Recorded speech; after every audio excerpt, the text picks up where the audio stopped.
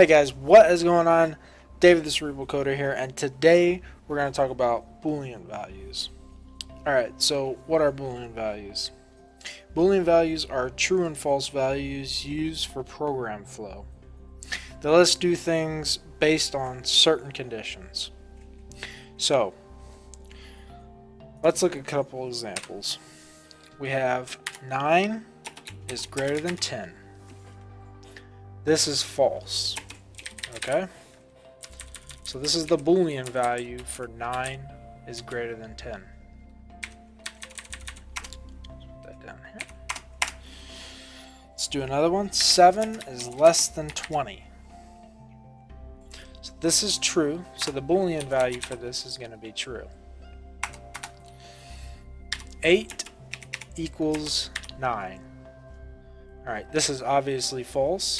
So the truth value for this, or the Boolean value for this, is false. And 1 equals 1. This is true, so the Boolean value for this is going to be true. Alright. So we can combine expressions to check for multiple conditions. And to do this, we use logical operators. The operators that are the logical operators are and, or, and not. So we have and, or, and not. It's not. Can also be represented with a exclamation point, and that's how we're gonna represent the not operator. Okay, so the not operator basically takes the value, the Boolean value, and negates it. So if we have true, we just have the Boolean value true, and we put a not in front of it. This then becomes false. Okay, I'll make that a little bit more clear here. That's false. Okay, and the same thing here, if we say not false, then that's true. Okay? Alright, so now moving on to the AND operator. So for the AND operator, both operands must be true. So we have true and true, and the result of this is going to be true because both are true, and that's a requirement. So let's go up here. Both must be true.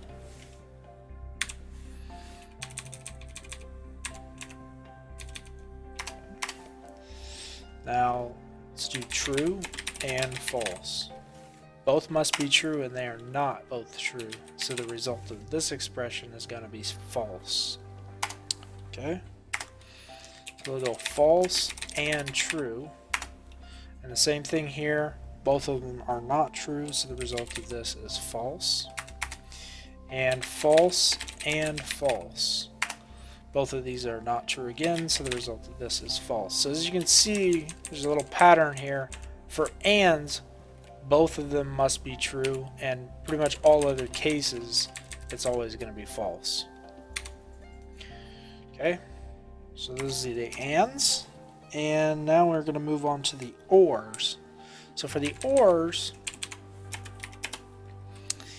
either can be true. So we have true or true, and the first one is true and the second one is true, and so the result of this is going to be true because either one can be true. So, and then moving on to the next one, we've got true and false. So the result of this is going to be true because the first one's true. Even though the second one's false, it doesn't matter because the first one's true. So that's going to be true. We have false. I'm sorry, that's supposed to be or.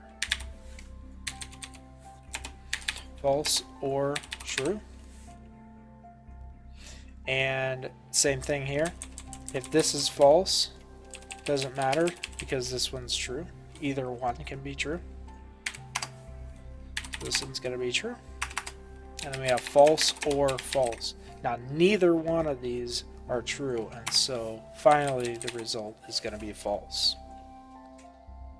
So basically what the OR operator is doing is it's checking to see if either one of the conditions are true. And the AND operator checks if both of the conditions are true.